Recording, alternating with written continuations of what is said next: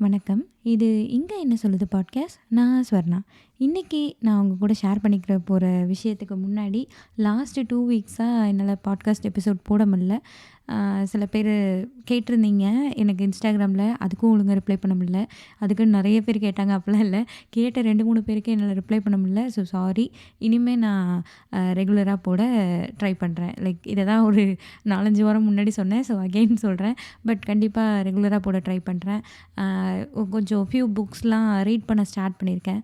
Atomic habits அதில் book atomic habits இருக்குது. So அடுத்தடுத்த அந்த புக்லாம் ரீட் பண்ணி நான் உங்களுக்கு அதெல்லாம் ஷேர் பண்ணுறேன். ஸோ இன்றைக்கி நான் உங்க கூட ஷேர் பண்ணிக்க போகிறது என்னென்னா, ஒரு குட்டி கதை. இந்த குட்டி கதைன்னு வரப்போ, எனக்கு இந்த ரஜினி வந்து ஆடியோ லான்ச்சில் பேசுகிறப்போ எனக்கு என்னமோ ரஜினி படத்தை விட அந்த ஆடியோ லான்ச்சில் பேசையில் அப்படி ஒரு அவ்வளோ நல்லாயிருக்கும். லைக் அந்த குட்டி கதை சொல்கிறதாகட்டும் எல்லாமே. லைக் விஜய் இப்போ நிறைய பேர் குட்டி கதை சொல்கிறாங்க. ஸோ அந்த மாதிரி ஒரு குட்டி கதை தான். நான் இந்த குட்டி கதையெல்லாம் படிக்க ஆரம்பித்தது, அதாவது இந்த சிறுகதையெல்லாம் படிக்க ஆரம்பித்தது எப்படின்னா, ஒரு பக்க கதை அந்த மாதிரிலாம் குமுதம், விகடன்லலாம் வரும். விகடன் வந்து குமுதம் சைஸில் குட்டியாக இருக்கும். அதில் ஒரு பக்க கதைன்னு ரொம்ப அந்த சின்ன புக்கில் ஒரு ஒரு சின்ன இன்சிடெண்ட் தான். அதை ஒரு பக்க கதைன்னு சொல்லி போட்டிருப்பாங்க. அந்த மாதிரி. அதுக்கப்புறம் சிறுவர் மலரில் வர சிறுகதைகள். அதுக்கப்புறம் வாரமலரில் வர சிறுகதைகள். எனக்கு மெயினாக வாரமலரில் வந்த சில கதையெல்லாம் வந்து இன்னுமே கூட சில இது அப்படியே அந்த அது என்ன மெயினான விஷயம் அப்படின்றது நல்ல ஞாபகத்தில் இருக்கிற 1, 2 கதைகள்லாம் கூட இருக்குது. லைக் நான் அது எப்போயோ படித்தது, பல வருஷத்துக்கு முன்னாடி படித்தது. எதனாலயோ ஒரு சில கதைகள் வந்து எனக்கு வந்து ரொம்ப அப்படியே இன்னுமே ஞாபகத்தில் இருக்குது. ஸோ வாரமலர் வந்து எப்படின்னா, எனக்கு நிறைய கதை ஆக்சுவலி எனக்கு நல்லா இருக்காது. நான் படிக்கையில் அவ்வளோ நல்லா இருக்க மாதிரிலாம் தோணாது. பட் சில கதைகள் ரொம்ப நல்லா இருக்க மாதிரியும் இருக்கும். ஸோ எனக்கு அது ஒரு பழக்கமாகவே இருந்தது. அங்கே இந்தியாவில் இருக்கிற வரைக்குமே வாரமலரில் அந்த கதை படிச்சிருவேன். அது நல்லா இருக்கோ இல்லையோ அதை படிச்சிருவேன். அந்த மாதிரி இருக்கும். ஸோ இந்த விகடன், குமுதம்லாம் வாங்கினாலுமே மற்றதெல்லாம் படிக்கிறோமோ இல்லையோ அந்த குட்டி கதை ஒரு பக்க கதையை படிப்பேன். ஸோ அந்த மாதிரி இப்போது ஒரு ரீசெண்ட் டைமில் ரீடிங்கே விட்டு போயிட்டனால திரும்ப படிக்கலாம் அப்படின்றப்போ நான் படித்த ஒரு ஒரு சின்ன கதை தான் வந்து இது ஆக்சுவலி ஒரு ஃபேரி டெய்ல் ஸ்டோரி. நிறைய பேருக்கு உங்களுக்கு இந்த கதை தெரிஞ்சிருக்கும். அக்லி டக்லிங் அந்த கதை தான். ஸோ அந்த கதையை தான் நான் இன்றைக்கி உங்ககிட்ட ஷேர் பண்ணிக்க போகிறேன். ஸோ இந்த கதை வந்து என்னென்னா, ஒரு டக் இருக்கும், வாத்து. அந்த வாத்துக்கு வந்து ஒரு 5 முட்டை போட்டிருக்கும் அந்த வாத்து. அந்த 5 முட்டையும் வந்து அது அடை காத்து அங்கே வெயிட் பண்ணிகிட்ருக்கும் குஞ்சு பொரிக்கிறதுக்காக. ஸோ இந்த டைமில் என்ன ஆகும்னா, எக்ஸ்ட்ராவா ஒரு முட்டை இருக்கும். இந்த வாத்து வந்து இது என்ன 6வதா இன்னொரு முட்டை இருக்குது, இது என்னன்னு தெரியலையே, சரி ஓகே அதுவும் ஒரு எக்கு தானே, நம்ம அதையும் வந்து அடை காப்போம் அப்படி சொல்லிட்டு எல்லாத்தையும் ஒன்றா பார்த்துக்குறோம் அந்த அந்த டக் வந்து. ஸோ இதில் அந்த 5 முட்டையில இருந்தும் குட்டி குட்டி வாத்து வந்து வந்துடும். குட்டி குட்டி எல்லோ கலரில் கோல்டன் கலரில் டக்லிங்ஸ் எல்லாம் வந்துடும். ஆனால் அந்த 6வது எக்கு மட்டும் கொஞ்சம் பெருசாக ப்ரௌன் கலரில் வேறு மாதிரி இருக்கும். அதுலேருந்து அந்த இதுலேருந்து பேர்டு வந்திருக்கவே செய்யாது. கொஞ்ச நாள் வெயிட் பண்ணி பார்க்கும். அப்புறம் அதுலேருந்தும் ஒரு பறவை வந்துடும். ஆனால் அது வந்து இந்த எல்லோ கலரில் இருக்கிற டக்லிங் மாதிரி இல்லாமல் ப்ரௌன் கலரில் கொஞ்சம் வேறு மாதிரி அந்த பறவை இருக்கும். ஸோ இந்த வாத்தை என்ன பண்ணுன்னா, இந்த அம்மா வாத்தை என்ன பண்ணுன்னா, சரி எல்லாரையும் வளர்ப்போம் அப்படி சொல்லிட்டு இந்த டக் வந்து எல்லாரையும் ஒன்றா வளர்த்துட்ருக்கோம். எல்லோரும் ஒன்றா தான் வளருவாங்க. இந்த 5 எல்லோ கோல்டன் கலர் டக்லிங்கும் அந்த இன்னொரு ப்ரௌன் கலர் பேர்டும் எல்லோரும் ஒன்றாவே வளர்ந்துட்டே இருப்பாங்க. ஸோ இந்த பறவைங்கள்லாம் ஒரு ஸ்டேஜில் அதுங்க ஸ்விம் பண்ணலாம் கற்றுக் கொடுக்கணும். அதுங்கள பார்த்துக்கிறதுக்கு கற்றுக் கொடுக்கணும்ல. ஸோ அதுக்கு அந்த அம்மா வாத்து என்ன பண்ணுன்னா, எல்லாரையும் கூட்டிகிட்டு ஸ்விம் பண்ண போகும். ஸ்விம் பண்ண போய் இப்படி தான் ஸ்விம் பண்ணணும்னு சொல்லி கொடுத்துட்ருக்கோம். அப்போ இந்த ப்ரௌன் கலர் டக்லிங் மட்டும் என்ன பண்ணுன்னா, வேகமாக அது நல்லா ஸ்விம் பண்ண ஆரம்பிச்சிடும். உடனே இந்த 5 எல்லோ டக்லிங்க்கும் அது மேலே ஒரு பொறாமை வந்துடும். பொறாமை வந்து அதை என்ன சொல்லுன்னா, நீ வந்து இவ்வளோ அசிங்கமாக இருக்க, நீ ஒரு அக்லி டக்லிங்காக இருக்க, நாங்கள்லாம் கோல்டன் கலரில் எல்லோ டக்லிங்காக அவ்வளோ அழகாக இருக்கும், நீ எங்களை சேர்ந்தவங்களே கிடையாது அப்படி சொல்லி. இதுங்களுக்கு வந்து அதை மாதிரி ஸ்விம் பண்ண தெரியல. ஸோ அதை வந்து எப்படி வெளிக்காட்டுறதுன்னு தெரியாமல் இந்த மாதிரி அதை வந்து திட்ட ஆரம்பிச்சிருங்க. டீ டீஸ் பண்ணிகிட்டே இருக்குங்க. இதையே தொடர்ந்து நடந்துகிட்டே இருக்கும். அப்புறம் அந்த டக்லிங் எல்லாம் சேர்ந்து ஒரு ஒரு தடவை ஸ்விம் பண்ண போகையில் அவங்க அம்மா வந்து வேற எங்கேயோ போயிருக்கப்போ இந்த 5 எல்லோ டக்லிங்கும் சேர்ந்து அந்த ப்ரௌன் கலர் டக்லிங்கை வந்து டீஸ் பண்ண ஆரம்பிச்சிருங்க. அடிக்க அந்த மாதிரி ரொம்ப டீஸ் பண்ண ஆரம்பித்து ரொம்ப அழுக வச்சுருங்க. சரி, இதுக்கு வந்து ரொம்ப சேட் ஆயிரும். அது பாட்டுக்கு தனியாக போயிடும். அவங்க அம்மாவும் ஒரு சைடு போயிடும், இதுவும் ஒரு சைடு போயிடும். அது பாட்டுக்கு போயிட்டு ஒரு ஒரு தனியாக ஒரு புதர் மாதிரி ஒரு இடத்துல உட்காந்து இந்த ப்ரௌன் டக்லிங் வந்து அழுதுகிட்டே இருக்கும். அக்லி டக்லிங்னு தான் அந்த கதை ஃபுல்லாக எழுதியிருப்பாங்க. நான் வந்து அதை ப்ரௌன் டக்லிங்னு சொல்கிறேன். ஸோ அந்த அக்லி டக்லிங் வந்து உட்காந்து அழுதுகிட்டே இருக்கும். அழுதுகிட்டே இருக்கிறப்போ திடீர்னு நாய் தான் குலைக்கிற சவுண்டு கேட்கும். உடனே இது வந்து அப்படியே பதுங்கிடும். ஏதாவது வந்து நம்மளை சாப்பிட்ருமோ அப்படின்னு சொல்லி பயந்து போய் அப்படியே பதுங்கியே இருக்கும். பார்த்தா நைட் ஆயிரும். இதுக்கு எங்கே இருக்கும், திரும்பி எப்படி போகணும், அதோட பிளேஸுக்கு எப்படி போகணும், அதோட பிளேஸுக்கு போகணுமா, இதெல்லாம் ரொம்ப யோசனையாக இருக்கும். அப்புறம் என்ன நினைக்கும், சரி போனாலும் இவங்க நம்மளை சேர்த்துக்கவே மாட்டாங்க, இப்போ துரத்தி அடிச்சுட்டே இருப்பாங்க, நம்ம போக வேண்டாம், நம்ம வாழ்க்கையை நம்ம பார்த்துக்கலாம் அப்படி சொல்லிட்டு அந்த டக்லிங் உட்காந்துருக்கோம். நைட்டு அந்த சத்தம்லாம் அடங்கினோன்னே வெளில வந்து பார்த்தா ஒரு இடத்துல ஒரு லைட்டு தெரியும். சரி, அந்த லைட்டை நோக்கி நடந்து போனால் ஏதாவது நமக்கு இருக்கான்னு பார்ப்போம் அப்படின்னு சொல்லிட்டு அந்த டக்லிங் வந்து நடந்து போகும் அந்த லைட்டை நோக்கி. அப்படி நடந்து போகிறப்போ அங்கே போய் பார்த்தா அங்கே வந்து ஒரு வயசான லேடி, ஒரு பூனை, அதுக்கப்புறம் ஒரு கோழி, இவங்க 3 பேரும் இருப்பாங்க. ஸோ இவங்க வந்து அந்த குளிருக்கு நெருப்பு வச்சுட்டு உட்காந்துட்ருப்பாங்க. ஒரு சின்ன ஒரு வீடு இருக்கும். அந்த இடத்துல ஒரு ஃபார்ம் ஹவுஸ் மாதிரி ஒரு இடத்துல இவங்க இருப்பாங்க. இந்த டக்லிங் போனோன்னே இந்த லேடி வந்து இந்த டக்லிங்கையும் சேர்த்துக்கும். சரி, நீ இடம் இல்லை, நான் எங்கே போகிறதுன்னு தெரில அப்படின்ற மாதிரி சொன்னோன்னே, சரி நீயும் எங்கள் கூட இரு அப்படின்னு சொல்லி அந்த ஓல்டு லேடி வந்து நீ இங்கேயே தங்கிக்கோன்னு சொல்லிடும். சரின்னு இந்த டக்லிங்கும் அவங்க கூட போய் இருக்கும். இந்த ஓல்டு லேடி என்ன சொல்லணும்னா, எனக்கு தூக்கம் வருது, நான் போய் தூங்குறேன்னு போய் தூங்கிடும்.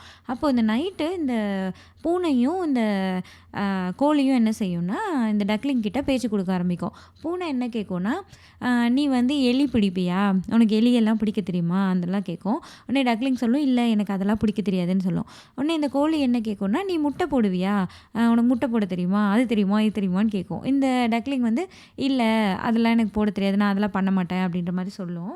ஸோ இப்படி போயிட்டு உனக்கு ஒன்றுமே தெரியாதா, நீ எதுக்குமே லாய்க்கு இல்லையா, இப்படி சொல்லி இதுங்களும் அந்த அக்லி டக்லிங்கை வந்து டீஸ் பண்ணிகிட்டே இருக்கும். அது ஆல்ரெடி ஒரு இடத்துல ரொம்ப டீஸ் பண்ணுறாங்கன்னு ஒரு மன விரக்தியில் இங்கே வந்து இருக்கும்.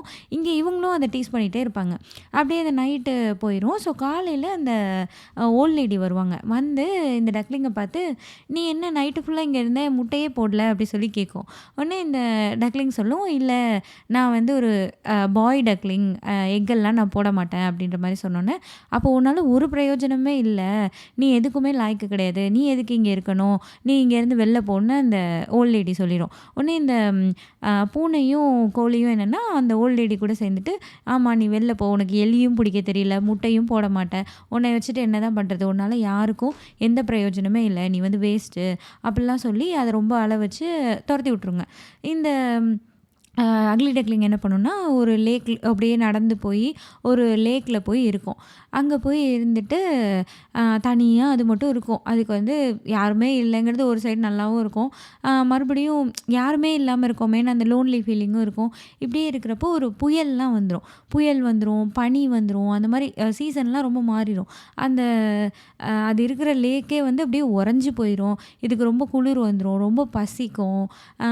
அந்த என்னதான் அந்த எல்லோ டக்லிங்லாம் இதை அடித்து துரத்தியிருந்தாலும் அந்த அம்மா டக்கு வந்து இதை நல்லா தான் பார்த்துருந்துருக்கும். ஸோ இது எல்லாத்தையுமே மிஸ் பண்ணிவிட்டு ரொம்ப ஒரு மாதிரி ஃபீல் பண்ணிட்டே இருக்கும், ஒரு பசியிலேயே இருக்கும். இப்படி இருக்கிறப்போ அப்படியே அந்த புயல், அந்த பனிக்காலம் எல்லாம் முடிஞ்சு போய் ஸ்ப்ரிங் வரும். ஸ்ப்ரிங் வந்தோடனே கொஞ்சம் எல்லாம் கிளியர் ஆக ஆரம்பிக்கல அந்த பனிக்கட்டி மாதிரி உறைஞ்சி போயிருந்த அந்த லேக்கே வந்து கொஞ்சம் தண்ணிலாம் தெரிய ஆரம்பிக்கும். சரின்னு இது போய் தண்ணி குடிக்கலான்னு அங்கே போனால் அந்த இதில் வந்து இதோட ஃபேஸ் தெரியும். அந்த ப்ரௌன் அக்லி டக்லிங் இருக்கு இல்லையா, அதோடைய முகத்தை அந்த தண்ணிக்குள்ளே பார்த்தா அது அவ்வளோ அழகாக இருக்கும். அது வந்து ஒரு ஒயிட் கலரில் இருக்கும், வேறு மாதிரி இருக்கும், ஆளே அப்படியே மாறி இருக்கும். இது வந்து இன்னும் நம்ம டிஃப்ரெண்ட்டாக இருக்கும் அப்படின்ற சொல்லிட்டு அது பார்த்துட்டே இருக்கிறப்போ அதை மாதிரியே இன்னொரு பறவை வந்து அங்கே வரும். அங்கே வந்துட்டு, நீ ரொம்ப ஹேண்ட்ஸமான ஸ்வானாக இருக்க, நான் இந்த மாதிரி ஒரு ஸ்வான் பார்த்ததே இல்லை அப்படின்னு அது சொல்லும். உடனே இது ஸ்வான்னா அன்னப்பறவை போல். நான் கூகுள் சர்ச் பண்ணி தான் அதை பார்த்தேன். ஸோ நீ இப்படி ஒரு அன்னப்பறவையை நான் பார்த்ததே இல்லை அப்படி சொன்னோன்னே, நான் அன்னப்பறவையா அப்படின்னு கேட்டோன்னா, ஆமாம் நீ அன்னப்பறவை தான், நீ ரொம்ப ஹேண்ட்ஸமாக இருக்க, ரொம்ப அழகாக இருக்க அப்படிலாம் சொன்னோன்னே, அப்போது நீங்களும் அதை தானா, நானும் அதானா, அப்போ நான் டக்லிங் கிடையாதா அப்படின்றதெல்லாம் அதுக்கு அப்போ தான் தெரியும். ஓகே நம்ம இப்போ வந்து வாத்து கிடையாது போல இருக்குது, நம்ம ஒரு அன்னப்பறவை போல இருக்குது, அதெல்லாம் அதுக்கு அப்போ தான் தெரியும். அதை லைக் இன்னொரு ஸ்வான் சொல்கிறத கேட்டு தான் அது யாருன்றதே அதுக்கு தெரியும். தெரிஞ்சோடனே அதே மாதிரி ஒரு 1, 2 ஸ்வான்லாம் அங்கே வரும். ஸோ நீங்கள்லாம் எங்கே வாழ்கிறீங்கன்னொன்னே, நாங்கள் இங்கே தான் வாழ்கிறோன்னொன்னே, இந்த அக்லி டக்லிங்கும், அதாவது இப்போ அன்னப்பறவையாக மாறி இருக்க அக்லி டக்லிங்கும் வந்து தான் யாருன்றதை தெரிஞ்சுட்டு, தான் யார் கூட இருக்கணுன்றதையும் தெரிஞ்சுட்டு, அந்த ஸ்வான் கூட்டத்துக்கூடயே அப்படியே பறந்து போயிடும். ஸோ இதுதான் அந்த கதை. ஆக்சுவலி இது வந்து கிட்ஸ் படிக்கிற மாதிரியான ஒரு கதையாக இருந்தது. நான் இப்போ சும்மா ஒரு கதையாக அதை சொல்லிட்டேன். இது பார்ட் 1, பார்ட் 2 அப்படி சொல்லிட்டு லைக் சாப்டர் மாதிரி குழந்தைங்க படிக்கிறதுக்கு ஏற்ற மாதிரியான ஒரு கதையாக இருக்குது. ரொம்ப நல்லா இருந்தது ஆக்சுவலி. அந்த ஒவ்வொரு கான்வர்சேஷனுமே அந்த அம்மா டக்லிங் வந்து லைக் அந்த அம்மா டக்கு வந்து அந்த குழந்தைங்க டக்லிங்லாம் இருக்குல்ல, அதுங்க வந்து இந்த அக்லி டக்லிங்கை டீஸ் பண்ணுறப்போ வந்து திட்டுறது, அந்த மாதிரி நிறைய ஒவ்வொன்றையுமே குழந்தைங்களுக்கு புரிகிற மாதிரி, இந்த மாதிரி நம்ம யாரையும் டீஸ் பண்ணக்கூடாதுன்னு அந்த அம்மா சொல்கிறது, இந்த மாதிரி நிறைய விஷயங்கள் நல்லா இருந்தது இந்த கதையில். ஒரு வேளை ஜாலியாக இருந்தது. ரொம்ப காலம் கழித்து இந்த மாதிரி குழந்தைங்களோட கதை, ஒரு குட்டி கதையை படிக்கையில் ரொம்ப நல்லா இருந்தது. நமக்கு தான் ஆக்சுவலி இது குட்டி கதையாக இருக்கும், பசங்களுக்கு வந்து இது ஒரு நல்ல ஸ்டோரியாகவே இருக்கும். ஸோ இந்த மாரல் ஆஃப் த ஸ்டோரி, இந்த கதையில் மெயின் தீம் என்ன, இது மூலயமா நீங்கள் என்ன புரிஞ்சுக்கிட்டீங்க, இதெல்லாம் விட்டுருங்க. இதுக்கு வந்து நிறைய மாரல், நிறைய என்னென்னமோ இருக்குது. ஸோ எனக்கு வந்து இந்த அக்லி டக்லிங்கிறதுல அந்த அக்லிங்கிற வார்த்தை இருக்கு இல்லையா, ஸோ இந்த அடிபட்டு மிதிப்பட்டு தான் யாருன்னு தனக்கே புரியாமல், தன்னோட ஒர்த் என்னன்னு தனக்கே புரியாமல், எதுவுமே புரியாமல் வந்து ஒரு கட்டத்தில் புரிஞ்சு அது யார் கூட இருக்கணுன்றத தெரிஞ்சுக்கிட்டு அந்த அக்லி டக்லிங் வந்து ஒரு ஸ்வானாக மாறின கதை இருக்கு இல்லையா. இதில் இந்த அக்லிங்கிற வார்த்தை இருக்கு இல்லையா, இதுக்கு ஆப்போசிட்டாக நம்ம பியூட்டிஃபுல்னு சொல்கிறோம் இல்லையா. ஸோ இந்த அழகு அப்படின்ற விஷயத்த வந்து நான் என்னை வச்சு யோசிச்சுக்கிட்டேன். இந்த அழகுனா என்ன அப்படின்ற புரிதல் வந்து நமக்கு சின்ன வயசுலேருந்தே நமக்கு ஒரு தெளிவாகவே அது இல்லையோ அப்படின்ற ஒரு ஃபீலிங் எனக்கு இருந்தது. எனக்கு சுத்தமாகவே கிடையாது. நான் வந்து இப்படி இருந்தால் தான் அழகுன்னு நான் என் மைண்டில் ஒன்று வச்சுருந்துருக்கேன். நான் வச்சுருந்தேன் தான். பட் அதை யார்கிட்டையுமே நான் சின்ன வயசுலேருந்தே சொல்ல மாட்டேன்.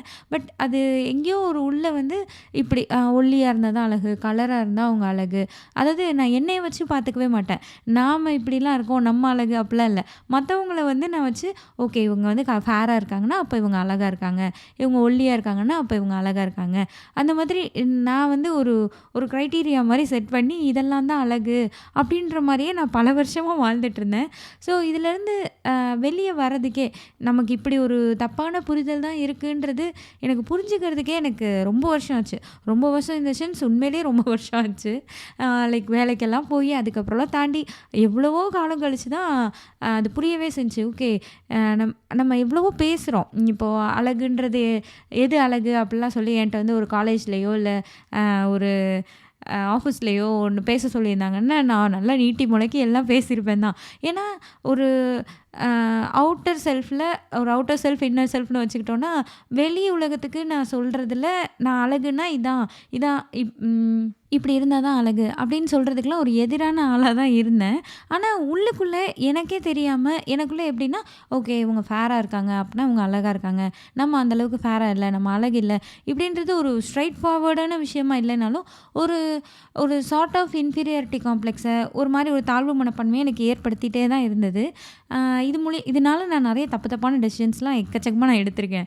ஸோ எது அழகு அப்படின்றத நம்ம சின்ன வயசுலேருந்தே குழந்தைங்களுக்கு புரிய வைக்கிறது ஒரு முக்கியமான விஷயம். நீ இப்படி ப்ரௌன் கலராக இருந்தால் நீ நல்லா இல்லை, நான் வந்து கோல்டன் கலரில் இருந்தால் நான் பெரிய அழகு, இப்படி நினைக்கிற அந்த குட்டி குட்டி டக்லிங் இருக்கு இல்லையா, அதோடைய பார்வையெல்லாம் தப்பு அப்படின்றத நம்ம சின்ன பிள்ளைங்களுக்கு புரிய வைக்கிற மாதிரி எனக்கு இந்த கதை தோணுச்சு.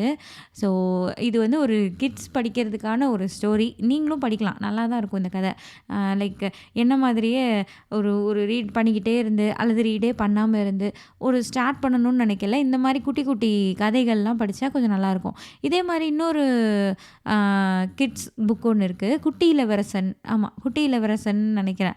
ஆமாம், லைக் இங்கிலீஷில் எனக்கு லிட்டில் பிரின்சஸ்ன்னு, ஐயோ லிட்டில் பிரின்சஸ் மேபி எனக்கு சரியாக ஞாபகம் இல்லை. பட் குட்டி இளவரசன் ஒரு கதை இருக்கும். அதுவுமே ரொம்ப நல்லாயிருக்கும். ஒருத்தன் வந்து ஒரு சின்ன பையனுக்கு எதுவுமே தெரியாது இல்லையா, ஒரு சின்ன குழந்தைக்கு எதை எப்படி பார்க்கணும், இது இப்படி இருந்தால் இப்படி தானா, இந்த மாதிரி ஒரு ஜட்ஜ்மெண்ட்டே இல்லாமல் அதோட மைண்ட் இருக்கும் இல்லையா, அது எப்படி இருக்கும், அந்த குழந்தைங்களோட உலகம் எப்படி இருக்கும், அவங்க மைண்ட் எப்படி ஒர்க் ஆகும் அப்படின்றதெல்லாம் பற்றி ஒரு கதையாக அது இருந்தது. ஸோ அந்த புக்குமே நீங்கள் ரீட் பண்ணி பார்க்கலாம். அது ஒரு நல்ல புக்கு தான். லைக் நம்மளும் ரீட் பண்ணலாம், குழந்தைங்களும் உங்களுக்கு தெரிஞ்ச குழந்தைங்களோ இல்லை உங்களோட குழந்தைங்களுக்கோ கூட நீங்கள் அந்த புக்ஸ் எல்லாம் வாங்கி கொடுக்கலாம். ஸோ இதுதான் இன்றைக்கி நான் ஷேர் பண்ணது. ஏன் நான் இந்த கதையை ஷேர் பண்ணேன்னா, நான் வேறு எந்த ப்ராப்பரான புக்கு எதுவுமே ரீட் பண்ணல. ஸோ எல்லாமே பாதியில் நிற்கிது. அதுலேருந்து நான் ஏதாவது ஷேர் பண்ணிக்கணும்னா எனக்கு கரெக்டாக என்ன ஷேர் பண்ணணும்னு எனக்கு தெரில. ஸோ இந்த ஒரு கதை தான் நான் ப்ராப்பராக ஸ்டார்ட் டு எண்டு படித்து வச்சுருந்தேன். அதனால தான் அதை ஷேர் பண்ணலான்றது தான் இந்த எபிசோட். ஸோ இதுக்கப்புறம் தொடர்ந்து நல்ல நல்ல புக்ஸ் எல்லாம் நான் ரீட் பண்ணி உங்களுக்கு கண்டிப்பாக வாரம் கரெக்ட் டைமுக்கு பாட்காஸ்ட் வர மாதிரி நான் பார்த்துக்கிறேன்.